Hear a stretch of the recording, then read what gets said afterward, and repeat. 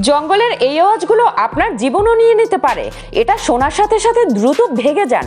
Number 3, আপনি যদি জঙ্গলে কোনো পুকুর অথবা ডোবার আশেপাশে থাকেন আর এই শব্দটি শুনতে পান, তাহলে ওখান থেকে দ্রুত ভেগে যান, কারণ ওটা একটা কুমিরের আওয়াজ যে কিনা আপনার আশেপাশেই রয়েছে এবং যে কোনো সময় আপনার সামনে চলে আসতে পারে। নাম্বার 2, আপনি যদি কোনো গভীর জঙ্গলে ঢুকে পড়েন আর এই কিউট আওয়াজটি শুনেন, তাহলে তাড়াতাড়ি ওখানের কোনো গাছে উঠে পড়ুন। আর হ্যাঁ, এটাকে মানুষের আওয়াজ ভেবে ভুল করবেন না, নয়তো এটাই আপনার জীবনের শেষ ভুল হবে, কারণ ওটা হায়নার দলের আওয়াজ, যারা কিনা একে অপরকে বলে তাদের পরবর্তী শিকার, মানে আপনাকে তারা খুঁজে পেয়েছে। নাম্বার 1, ফাইনালি এই আওয়াজটা শোনার পর তো আপনার কলিজাও করতে শুরু করবে।